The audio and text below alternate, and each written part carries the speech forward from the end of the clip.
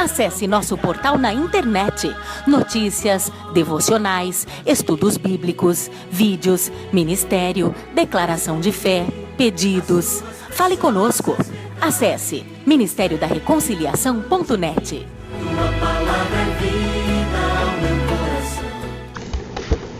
Com muita alegria mais uma vez que eu venho aqui à frente, honrado pelo convite do pastor. Mas o assunto é sério, meus irmãos.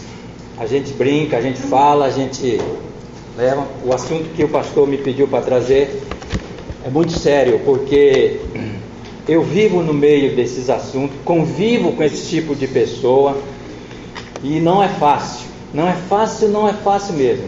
Muitas vezes eu choro por dentro em ver pessoas nesses estados que a gente vive, que a gente vê, que eu vejo, que é o estado da droga.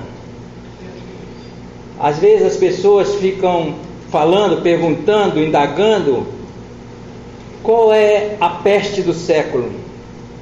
É a AIDS? É o coronavírus? É o câncer? Não. Eu, vivendo no meio desse povo, desses jovens, dessas mulheres, vivendo e convivendo mesmo. É o dia todinho. Eu abro 8 horas da manhã e fecho 5 da tarde, meu depósito. Mas é ali, aquele momento todinho com aquele povo. E é eu brigando com eles, falando, pregando, exaltando, comprando, pagando. Eles vão usar droga, vem com a drogado, vende de novo. E é uma luta mesmo. Ali eu peço misericórdia, Senhor. Porque muitas vezes eu bato de frente com muitos deles, porque eles querem me roubar, e se for me roubar não adianta, porque eu vou quebrar o pau. Mas mesmo eu agindo na minha, eles me respeitam e me veem não como o Beto, dono do ferro velho, mas como um cristão, porque eu não canso de falar da palavra de Deus para eles. Eu encontro com um deles, eu abraço, eu aperto, pego na mão, não tenho nojo deles. Sabe, quando está muito sujo, eu pego, vou na vizinha que tem um brechó, compro uma calça, uma camisa, vai ali, ó, tem um banheiro no meu depósito, está aqui o sabão, tome banho lá, porque se você não sair tomar do banho de lá, você não quer nem você aqui, pode sumir. Aí vai lá, pego, dou, compro. E eles vê tudo isso, eles ficam olhando para mim dizendo: ninguém faz isso com a gente, nenhum dono de depósito, ninguém ajuda a gente, ninguém faz isso. Eu falei: eu faço, mas se me roubar aqui vai levar paulada, hein? Aí eles ficam: você não faz isso, você não bate ninguém. E outra, aí um me defende: se eu ver, pode deixar que eu que bato, o senhor não pode bater não, porque o senhor é crente. Beleza. Chamando, eu fazendo essa introdução aqui, meus irmãos, eu quero que os irmãos abram o livro de Salmo, capítulo 1, o versículo 1 ao 3. Os irmãos já conhecem, os irmãos já leram e releram e ouviram esse texto. Diz assim: bem-aventurado o homem que não anda no conselho dos ímpios, não se detém no caminho dos pecadores, nem se assenta na roda dos escarnecedores. Antes o seu prazer está na lei do Senhor, e na sua lei medita de dia e de noite. Ele é como árvore plantada junto à corrente de águas, que no devido tempo dá o seu fruto, e cujas folhas não murcham. E tudo quanto se faz será bem sucedido. Meus irmãos, nós temos 3 tipos, eu anotei aqui 4 tipos de droga, que ela vem, tem 1, 2, 3, na quarta é a tampa do caixão fechado. A primeira droga é o álcool. Ela atinge os pais, o cerne da família, o cabeça. E quando o álcool atinge o cabeça, já fica totalmente desestruturado o lar. Meu pai era assim. Meu pai era alcoólatra, bebia. Mas a nossa base era minha mãe. Minha mãe que era a nossa base. Minha mãe, com uma galinha, trazia os filhos e dizia: não é, olha, teu pai não é exemplo, mas ame, respeite, honre, não brigue, não discuta, se ele pedir, faça, vá trabalhar, Ele está mandando, faça, honre, respeite. Era assim que a minha mãe falava. E se eu ver você falando coisa para o seu pai, você vai se ver comigo. Nunca desrespeitamos o nosso pai. Sempre respeitava. A nossa mãe era a nossa base. Ela é ainda, porque ela ainda vive 90 anos. A nossa base. Entendeu? Então era assim. E nós fomos criados nisso. Quando a minha mãe conheceu o Evangelho, eu tinha lá uns 8 anos de idade, pronto, se consolidou aquela mulher preocupada com os filhos. Meu filho não use droga, meu filho, se te oferecerem maconha, não use. Meu filho, isso. Na minha época lá, não existia maconha como existe hoje. Entendeu? Começou a existir maconha na vida dos meninos da rua, e minha mãe começou a perceber isso, que a minha mãe, ela olhava muito para nós, guardava muito nós. Beleza. O álcool destruiu a vida do meu pai. Aí veio a maconha. A maconha atingiu jovens. Eu vi tudo isso na minha juventude. Mas minha mãe sempre, não faça, não faça, não faça, não faça, não vá, não use, não ouça contra eles, se me chamarem não vai. E estava aqui, ó. Cheguei aos 19 anos, fui para o quartel. Chegaram lá, aí, ó, uma maconha. Minha mãe aqui no meu ouvido, lá dentro do quartel. Não usa, não usa, não usa, não faça, não faça, não faça. Eu não usei a maconha dentro do quartel. Eu não fui nos embalos dos caras por causa que a minha mãe estava aqui. Não usa, não usa, não faça, não faça. Porque se você usar vai acontecer isso, você já era, não tem volta. E eu olhando aqui, minha mãe aqui, pendurada na minha orelha. Vá marcando isso aí, irmãs. Que depois eu vou concluir rapidinho, que eu tenho que dar a palavra para o irmão aqui. A maconha atingiu os jovens assim, ó. Depois veio a cocaína, jovens e adultos. Acabou, tá aí, não tem freio. Depois veio o crack. O crack, pronto, acabou. O crack desandou a vida do homem, da mulher, de todo que tipo de gente que não tem uma direção, um homem sem Deus. Então, o que eu quero trazer aqui para as irmãs, principalmente as irmãs, sabe por quê, irmão? Porque nós, os homens, por exemplo, eu saio para trabalhar. Se eu não tivesse contato com esse povo, eu iria estar dentro de uma empresa, trabalhando. Por exemplo, tem uns irmãos aí, o irmão lá, trabalha no porto. Ele sai de manhã, não sei o horário dele, mas vai lá que ele trabalha até 2 horas. Mas o chefe diz, não, você precisa ficar até às 6. Eu acho que é assim, que eu não sei, acho que é. Aí o irmão fica. Quem que ficou tomando conta dos filhos? A mãe. É a mãe que tem que trazer o café da manhã, o almoço, se tiver lanche da tarde. Em casa não tinha nada disso, era o almoço e quando tinha o jantar. E quando tinha o almoço, tinha o jantar, talvez não tivesse o almoço. Mas a minha mãe estava sempre ali, nos ensinando, nos ajudando, nos orientando. O que eu digo, traga seus filhos para baixo das suas asas, falando com amor, que a minha mãe sempre falava com amor, sabe? Ela pegava nós assim, ela pegava 2, 3, a gente gostava, porque ela dizia assim, deixa eu catar piolho em vocês, e ficava, meu filho, olha meu filho, você sabe meu filho, cuidado tal, olha a época de maré cheia, que a gente morava lá no Pará, e se você pular na água, cuidado que a maré é forte, ela pode te afogar tal, e era assim.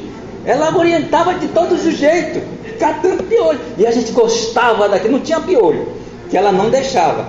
E ela te gostava daquilo. Ah, mãe, cata piolho. Aí ela ia e ficava, a gente dormia, acordava ali. Era assim, era essa mãe. Traga, converse com seus filhos, oriente, mostre. Não fale mal do filho de ninguém. Se tiver na droga, se tiver, o que for. Não diga, olha meu filho, aquele caminho não serve.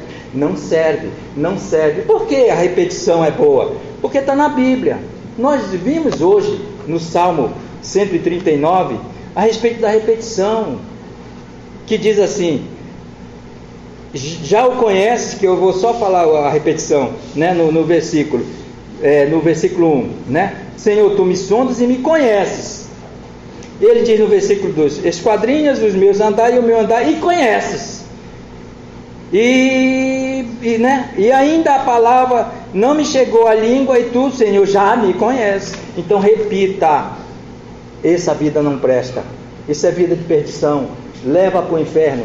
Se você não, uma vez usou, você não consegue voltar. Cuidado, cuidado, não use, não faça teste da sua vida, do seu corpo, não. Era assim que a minha mãe falava. Por que eu cito minha mãe? Porque é a referência. Eu não posso a referência da vida de mãe de ninguém. Eu não conheço, eu sei da minha. Mas eu tenho 2 testemunhos aqui para dar. Primeiro, uma irmã, lá na Igreja Batista, irmã Raquel. 4 filhos, o pai alcoólatra. Bem empregado, funcionário público da prefeitura, mas vivendo uma miséria da vida. Mas aquela mulher de oração, todos os cultos de oração, ela estava, todas as mensagens, ela estava com os 4 meninos dela lá, e orando e orientando e falando. A gente ia na casa dela, ajudava, levava a cesta básica, porque ela morava num barraco imorável, não sei se tinha essa palavra, imorável, ninguém conseguia morar ali. E a gente ia evangelizar, ajudar, ensinar os meninos, porque eu era líder dos adolescentes, eles eram adolescentes, e eu como líder tinha que levar os adolescentes lá na casa deles, levava os adolescentes na casa deles, não tinham vergonha de receber os meninos, e todo mundo brincava, e levava uma mesa farta e tal, e brincava, e ia envolvendo eles. Ele dizia: irmão, eu preciso que o irmão vá em casa, e levar os meninos para conversar com meus meninos, que eles estavam crescendo, e ela ia, ó. Hoje, 2 pastores, um levita e um evangelista. Essa mulher abençoada. O marido deixou de beber, porque ela orou tanto, ele abandonou a cachaça. Ainda não se converteu, mas diz ele que um dia, não sei. Tomara que aconteça antes de que aconteça com aquela irmã ali que o pastor pregou. Outro, um jovem, casado, trabalhador, de tudo dava para a esposa. Tinha um filho que não era dele, era de outro, mas ele cuidou daquela moça como se tivesse conhecido o filho dele, dava de tudo. Construiu casa, ele arrumava o caminhão dele, era caminhoneiro e tal, e só vivia ali, dava tudo que ela precisava, não deixava faltar nada. Mas 6 anos depois ela resolveu trocá-lo. E ele, fraco, foi para o mundo das drogas. Eu vendo aquele moço, me conduí, eu dizia: Deus, eu preciso ajudar. Como eu vou ajudar? Falando. Eu não vou dar dinheiro, eu não vou dar nada para ele, eu não tenho nada para dar para ele, porque não vai adiantar mesmo. E falando com ele: Bé, meu amigo, meu colega, olha, eu preciso te contar uma história. Preciso contar uma história. Ele lá na calçada, bebendo, drogado, amanhecendo noites e noites. Eu preciso te contar uma história. Você quer ouvir? Um dia desse a gente conversa. Aí um dia ele foi lá no meu depósito. Chega aí, ó. Ganhei meu tempo com ele. Fui lá, peguei e falei: olha, o que você está passando, eu já passei muito pior. Aconteceu isso. E eu esperei em Deus. Eu confiei em Deus. Foi difícil. O seu foi 6 anos depois, o meu foi 23 anos. Não fique nessa vida, saia dessa vida. Essa vida só te leva para o inferno, não vai te levar para lugar nenhum, vai te destruir. Calma, você tem que ter. A mãe dele, também evangélica, orando a Deus para que ele tomasse uma decisão, sair daquela vida. Eu nem sabia que a mãe dele era cristã, mas tudo bem. E eu ali, ó, falando com ele, toda vez que eu via ele, eu não vou falar a mesma coisa, vou falar outra coisa. E aí, beleza? Olha, ele está te vendo. E não é isso que ele quer para você, não. Ele quer te tirar dessa vida e quer que você sirva, glorifique o nome dele. Assim você não vai se dar, não. Aí, um dia, pastor me liga, tal. E aí, irmão, dá para você trazer uma palavra sobre a droga? Beleza, pastor, vou preparar aqui, vou ver o que dá, né? Porque eu sou meio assim para preparar as coisas, porque eu deixo Deus falar, porque Deus tem que falar. Então eu estou falando o que Deus já fez, que eu vi na minha vida, na vida das pessoas que eu convivi. Esse rapaz chega na terça-feira, era um lixo, meu irmão, era um lixo. Às vezes eu fico: eu podia ter tirado foto de você, cara, para me mostrar, porque não é possível, ninguém vai acreditar. numa bicicleta, um saco de latinha. O que aconteceu com você, cara? Nossa, você está muito bonito, cara. Você tá bem demais. Parou com tudo? Parei. Pensei muito. Muitas coisas que você me falou, eu refleti e eu entendi que realmente Deus tem coisas muito melhores para mim. Eu falei, eu dei um abraço nesse rapaz assim, tão gostoso. Eu falei, Deus tem mesmo. E Ele te prepara, porque o que Ele tem para você é muito maior. É o céu. É a glória que você ainda não conseguiu ver, você vai ver. Ele falou, eu creio. Beleza, abracei e tal, conversei com ele, fiquei muito feliz. Parei de falar. Falei uma vez, falei outra. Muitas pessoas poderiam dizer, você não tem mais jeito não, deixa pra lá, não tem mais jeito não. Meu irmão, minhas irmãs, meus irmãos, pais, vocês que ainda têm os seus menininhos, o meu já são casados, tudo, mas mesmo assim ainda continuam falando, orientando. Tá pisando na bola, eu já vou lá e tomo, dou-lhe umas cutucadas neles. Não deixe de falar para os seus filhos. Sente na mesa do café. Não deu para sentar, você saiu para trabalhar, ou você foi, mas não deixe de falar, meu irmão, porque senão o mundo, o diabo vai mandar alguém para falar, e não é o que você quer que eles ouçam, não é o que Deus quer que eles ouçam, é muito pior, é diferente, vai te desorientar os teus filhos. Então fale, não se cale, fale com amor. Não dê tudo que eles querem, de 100 sim, diga 90 não. E dependendo do sim, analise, vê se vale a pena dizer o sim para ele.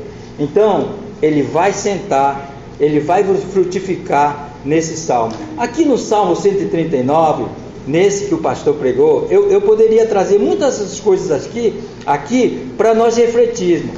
Mas, meu irmão, se você ler esse salmo, como esse salmo é importante para a nossa vida e para a vida da nossa família. A direção que o pastor tomou aqui, né? É bem lógica, é clara, é esclarecedora, mas tome esse salmo aqui para a sua família. Jogue ele no meio da sua família todo o tempo, em oração. Peça a Deus sabedoria. Esse salmo aqui, a gente está estudando ele, mas quando eu fui preparar isso aqui, quem me indicou isso aqui foi meu irmão, que é pastor. Ele falou, olha, leia esse salmo e você vai trabalhar dentro desse salmo, jogando ele para uma família, para as famílias, para os irmãos, analisar sobre ele. Porque a gente fala assim, Deus, Ele já sabe de tudo, Ele nos protege, Ele está aqui ao nosso redor, mas dá brecha para você ver se o diabo, dá brecha, meu irmão, dentro do seu lar, para ver se o diabo não destrói a vida da sua família, do seu marido, da sua e dos seus filhos, e que estão ao redor. E não vamos deixar acontecer isso, não vamos deixar. Eu hoje luto com aqueles meninos, com aqueles rapazes. Eu falo para eles, eu tenho uma rádio que eu ligo lá 7 horas da manhã, que eu chego 7h30, ligo na rádio 97.5, está lá o pastor Luiz Carlos pregando toda manhã. Já saiu dali homem chorando depois da mensagem do pastor. Eu já fui homens embora e reconduzido à vida espiritual, servos de Deus que caíram no mundo da droga, que hoje eu conheço e estão bem, voltaram para o caminho do Senhor, porque ouviram muitas vezes a mensagem daquele homem lá naquela rádio, e eu ajudando eles, homens que foram embora para a sua terra, e disse, eu vou para a minha terra, porque aqui não dá mais, e lá eu vou procurar uma igreja e me firmar no Senhor. Depois de estar lá, me ligar, dizer, eu estou na igreja agora, não quero mais saber de droga. Então, mérito meu? De jeito nenhum, mérito do Senhor. Glórias ao Senhor, porque por mim ninguém sairia de lugar nenhum, Porque eu não tenho esse poder, não tenho não está em minhas mãos, está na mão do Senhor. Mas irmãos, não abandone seus filhos, chame seus filhos para perto de você, ore com eles, leia a Bíblia com eles, leia o Provérbio 16, irmão, com tanto carinho, passo a passo, versículo por versículo com os seus filhos, que vocês vão ver quanto que é maravilhoso esses salmos, esse Provérbio 16, na vida da família do povo de Deus. Me estendi um pouquinho. Deus abençoe a vida dos irmãos.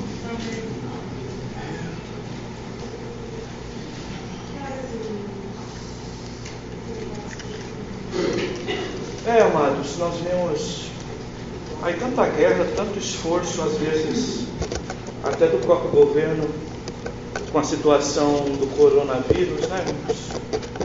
E, sem dúvida, essa realidade das drogas, a gente vê tão pouco esforço.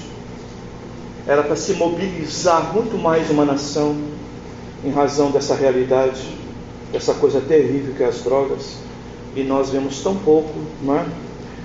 Feito no nosso país. Que Deus nos ajude a entender a seriedade disso e guardar os nossos lares, porque a droga mata e a droga realmente escraviza a tal ponto, e pior, né, amados? Ela tem duas consequências. Por um lado, leva pessoas à miséria, mas no outro lado, leva alguém às vezes a ficar com os olhos grandes no montante de dinheiro que os líderes arrecadam. E aí você junta as duas piores coisas que pode existir: a raiz de todos os males, que é o amor ao dinheiro, num contexto da imundícia das drogas, e aí você vê o estrago total. Deus tenha misericórdia de nós. O negócio é muito sério. Deus nos ajude. Escondi tua palavra no meu coração. Acesse nosso portal na internet. Notícias, devocionais, estudos bíblicos, vídeos, ministério, declaração de fé, pedidos. Fale conosco. Acesse ministériodareconciliação.net.